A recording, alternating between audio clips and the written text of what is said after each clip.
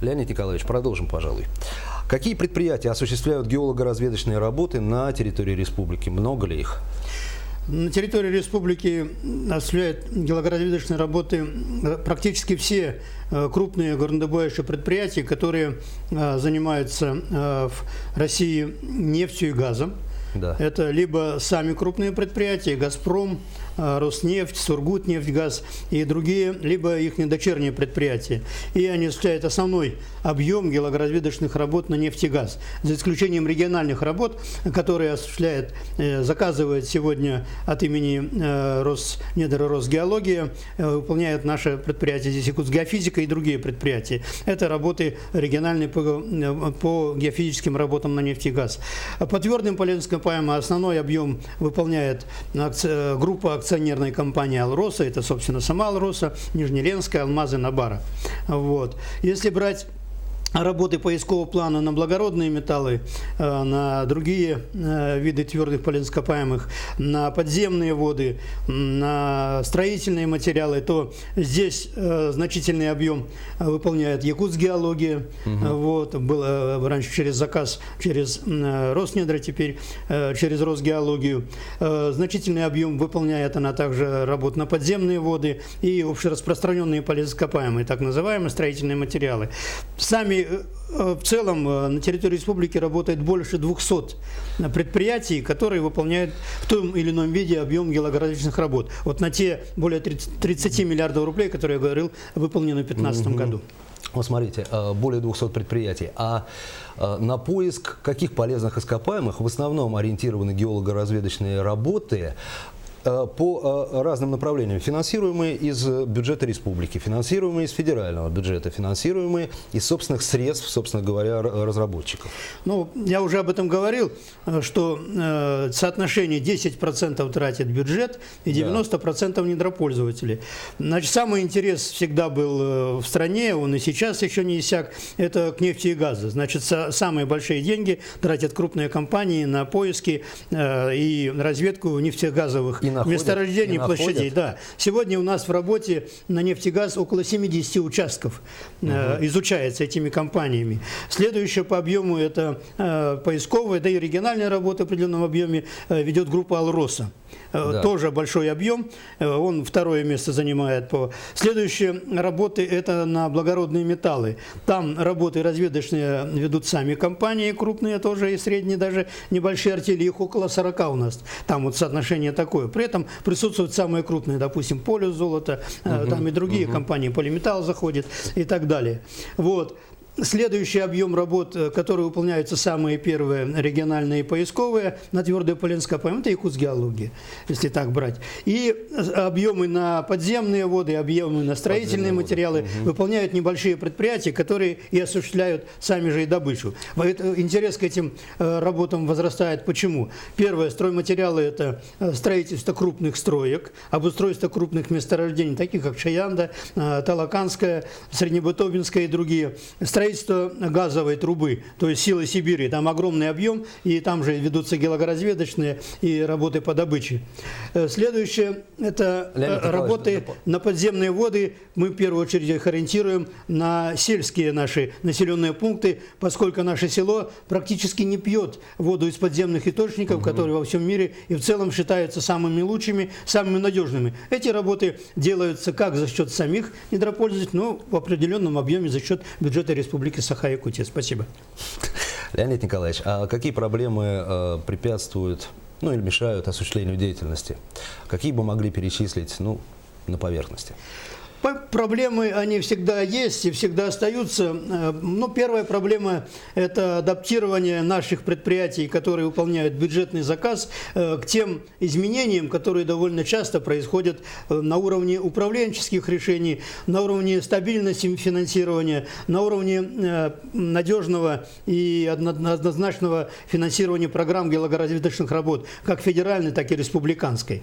Вот это, наверное, основная проблема. Еще проблема То есть лицензировании... контракты длинные, а изменения частые. Ну, во-первых, контракты, они, мы, конечно, стараемся делать, чтобы они трехгодичные были по федеральному республиканскому заказу, поскольку специфика нашего региона, это в один сезон можно организоваться, в другой выполнить работу, и потом ликвидироваться и так далее. Это очень сложно все, и связано с отсутствием дорог, ну, и так далее, и так далее. Но самое главное – это стабильность госзаказа, стабильность его финансирования, и как можно… Геология при всем мобильности работ, она довольно консервативная в плане того, что она требует надежного заказа, своевременного и в полном объеме финансирования, тогда получится нормальный результат. Из-за таких вещей, которые нестабильны, происходит снижение просто эффективности работы. То есть мы меньше сделаем объемов, мы меньше получим информации надежной и, так сказать, более, с меньшей надежностью обоснуем, что на этой площади может быть то или иное месторождение. Да. А вот из отчета, опять же, вот здесь очень хорошо, как так в тему, что называется, из отчета Государственного комитета по геологии и недропользованию за 2015 год. Там так сказано, что одна из проблем – это низкая производительность труда на геолого-разведочных работах.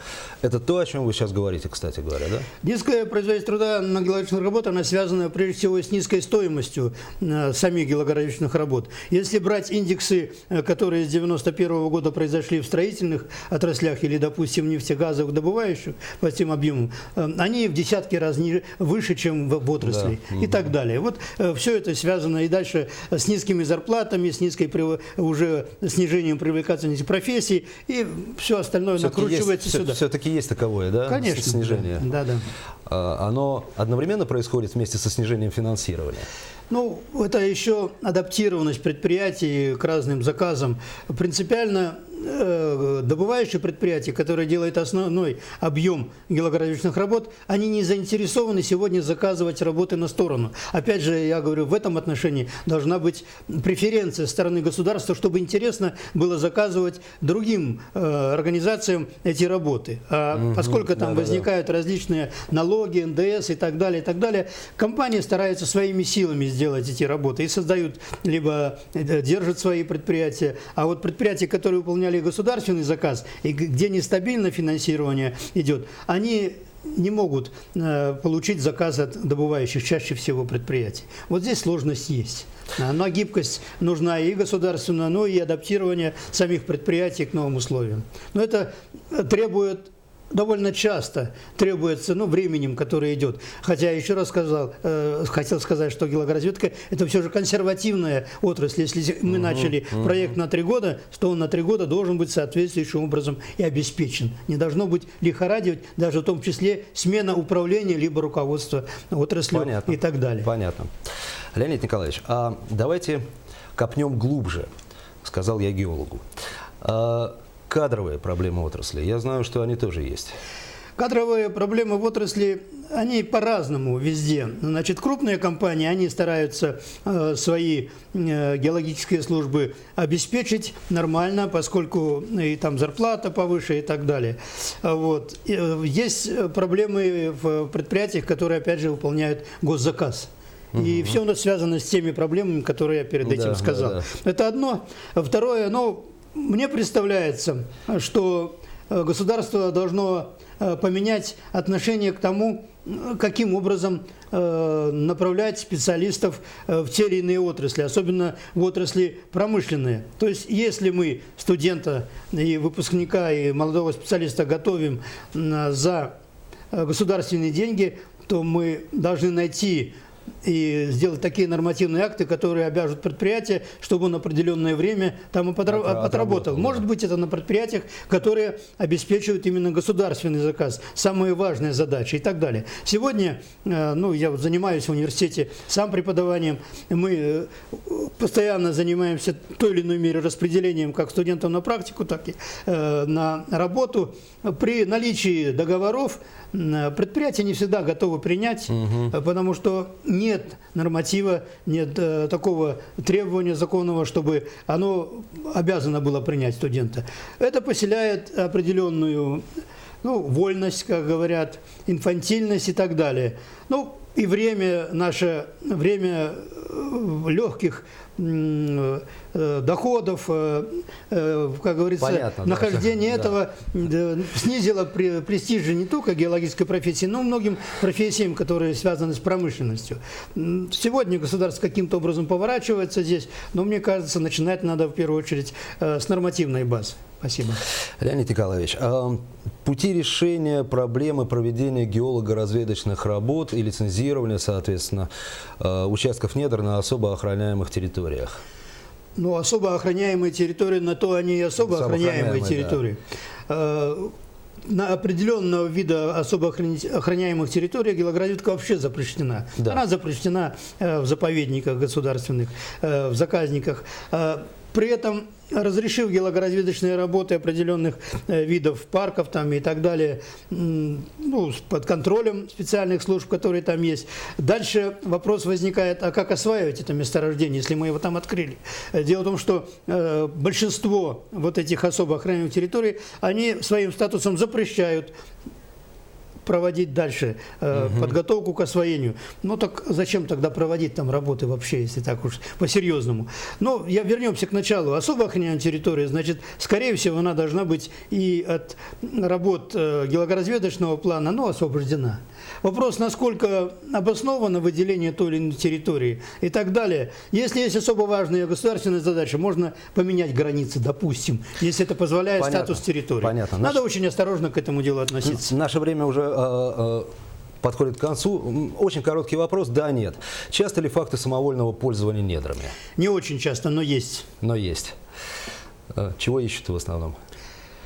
Ну как, ищут, работают. Ну, значит, что задумали, то и ищут. Мы-то узнаем потом с разных источников.